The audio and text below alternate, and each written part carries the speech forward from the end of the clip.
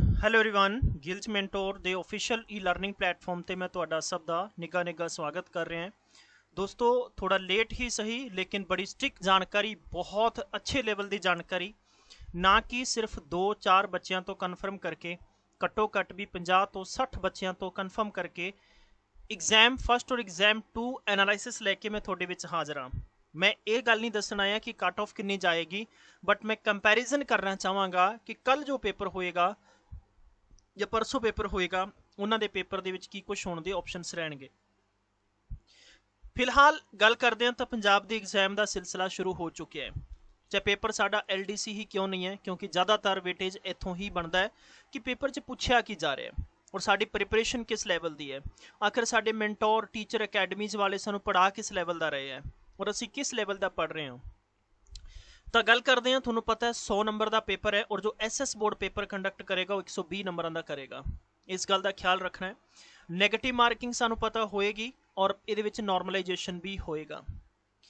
गल करते हैं तो बड़ा ही सिंपल और सधारण तरीके का पेपर होया है, लेकिन इस सिंपल और सधारण तरीके के पेपर के घट्टो घट्ट भी 4 नवे तरीके देखने को बहुत बड़े मिले हैं। ये उन्होंने बच्चों के लिए बड़ा इंपॉर्टेंट होएगा जो कल पेपर देने जा रहे हैं। तो जो PS PCL का प्रीलियम्स और मेनज पेपर फेस करनगे इसे ही साल के जो पेपर होएगा तुहाडा ਉਹਦੇ ਲਈ ਤੁਹਾਨੂੰ बहुत इंपॉर्टेंट एनालाइसिस काम देगा और ਤੁਹਾਡੀ वजह ਨਾਲ ਉਹਨਾਂ ਬੱਚਿਆਂ ਨੂੰ बेनीफिट देगा जो बच्चे घट्टो घट्ट उस पेपर ਦੇ ਵਿੱਚ भी बैठणगे।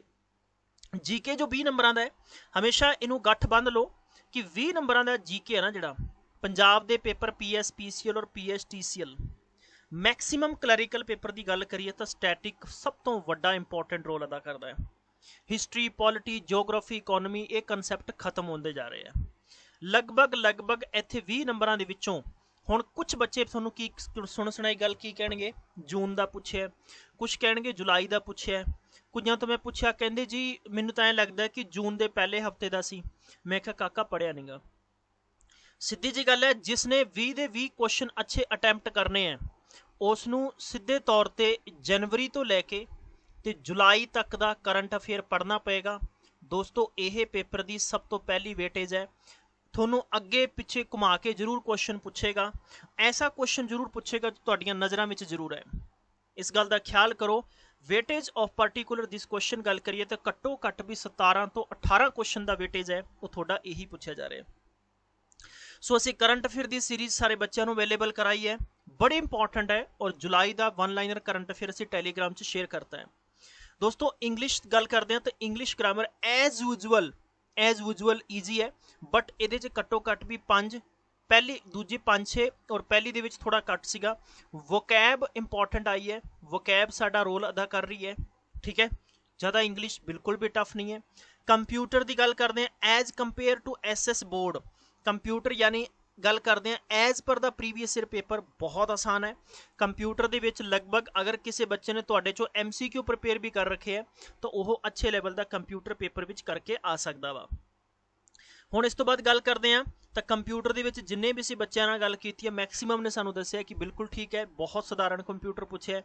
ठीक है दोस्तों, गल करते हैं इस तो अलावा रीजनिंग और मैथ। रीजनिंग के विच जो सैकेंड इनिंग के विच मैनू देखने को मिले है, मैक्सीमम बच्चा गल मैनू कह के बड़ा हैरान कर रहे हैं। कहते सर भी रीजनिंग एज टाइप मतलब कि एज टाइप ऑफ किदा सीगा मैथ सीगा। हुण वो बच्चों को यह नहीं पता कि मैथ्स नहीं हुंदा, बल बाय द वे अरथमैटिक रीजनिंग पूछा उन्होंने, घुमा के पूछा। रीजनिंग ईजी सीगा, बट किते ना किते देखो असी एज यूजुअल अभ्यास था भी सानू लगता है भी सारे पेपरों च पजल ही पूछा जाएगा, सब च सीटिंग अरेंजमेंट पूछा जाएगा, सब च ब्लड रिलेशन ही पूछा जाएगा। पेपर घुमा सकता है। पेपर बनाने वाला डेफिनेटली थोड़े मूड को नहीं देखेगा, थोड़ी सिचुएशन को नहीं देखेगा, तुसी किदां दी डिमांड करते हो। पेपर बनाने वाले ने इस पेपर को बहुत अच्छे तरीके से डिजाइन किया है। ठीक है, तो बेसिकली की है कि रीजनिंग फस्ट पार्ट दे विच ईजी सीगा और सैकेंड पार्ट दे विच सैकेंड इनिंग दे विच गल करते हैं तो ठीक ठाक सीगा, मैं कह सकता 100 सीगा।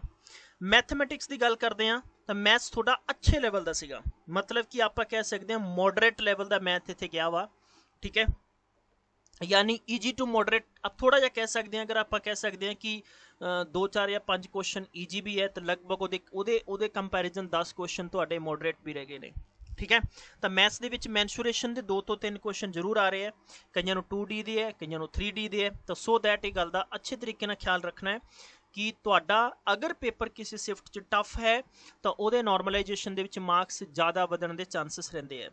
ਠੀਕ ਹੈ, ਜਿਨ੍ਹਾਂ ਦਾ ਸ਼ਿਫਟ ਈਜੀ ਰਹੇਗਾ ਉਹਦੇ ਮਾਰਕਸ ਸ਼ਾਇਦ ਇੰਨੇ ਜ਼ਿਆਦਾ ਨਹੀਂ ਵਧਣਗੇ, ਲੇਕਿਨ ਨਾਰਮਲਾਈਜੇਸ਼ਨ ਦੇ ਵਿੱਚ ਮਾਰਕਸ ਜ਼ਰੂਰ ਉੱਪਰ ਨੀਚੇ ਹੁੰਦੇ ਆ। ਗੱਲ ਕਰਦੇ ਹਾਂ ਤਾਂ ਅੱਛੇ ਲੈਵਲ ਦਾ ਮੈਥ ਆ ਰਿਹਾ ਦੋਸਤੋ। ਇਸ ਅੱਛੇ ਲੈਵਲ ਦੇ ਮੈਥ ਨੂੰ ਸਾਨੂੰ ਸਿੱਖਿਆ ਦੇਗਾ SS ਬੋਰਡ ਦੇ ਪੇਪਰ, ਕਿਉਂਕਿ ਹਮੇਸ਼ਾ ਪੇਪਰ ਦੇ ਵਿੱਚ ਨਾ ਵੇਟੇਜ ਜੋ ਹੁੰਦਾ ਹੈ 4 ਸੈਕਸ਼ਨ ਹੈ ਤੇ 4 ਸੈਕਸ਼ਨਾਂ ਚੋਂ ਇੱਕ ਸੈਕਸ਼ਨ ਜ਼ਰੂਰ ਜਾਂ 2 ਸੈਕਸ਼ਨ ਜ਼ਰੂਰ ਡਿਫਿਕਲਟ ਪਾਇਆ ਜਾਂਦਾ, ਐਗਜ਼ਾਮੀਨਰ ਪਾਏਗਾ। ਤੁਹਾਡਾ ਪੇਪਰ ਸੈਟਅਪ ਇਦਾਂ ਕਰੇਗਾ ਕਿਉਂਕਿ ਉਹਨੂੰ ਇਹ ਦੇਖਣਾ ਹੈ ਕਿ ਤੁਹਾਨੂੰ ਆਖਰ ਭਰਤੀ ਤਾਂ 500-600 ਲੋਕਾਂ ਨੂੰ ਕਰਨਾ ਨਾ। ਜੇ ਉੱਥੇ ਬੱਚਾ 1.5 ਲੱਖ ਫਾਰਮ ਭਰੀ ਬੈਠਾ ਹੈ ਤਾਂ 1.5 ਲੱਖ ਨੂੰ ਕਿਵੇਂ ਸਿਲੈਕਟ ਕਰ ਲੇਗਾ, ਨਹੀਂ ਕਰ ਸਕਦੇ ਨਾ।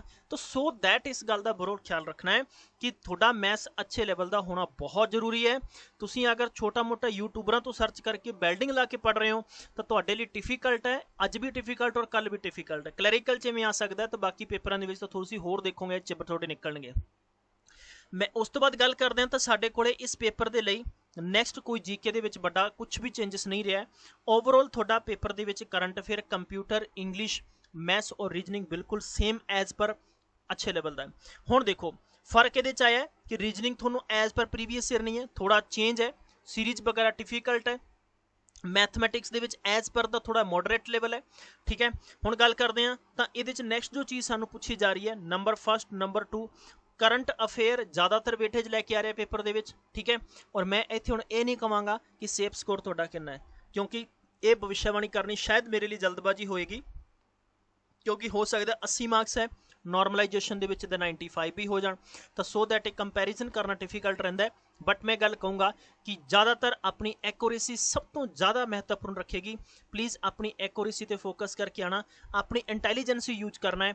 ਤਾਂ ਤੁਹਾਡੇ ਆਉਣ ਵਾਲੇ ਪੇਪਰਾਂ ਲਈ ਬਹੁਤ ਬਹੁਤ ਸ਼ੁਭਕਾਮਨਾਵਾਂ। Thank you so much. ਪੜ੍ਹਦੇ ਰਹੋ, ਖੁਸ਼ ਰਹੋ, ਖਿਆਲ ਰੱਖੋ। Take care, bye bye.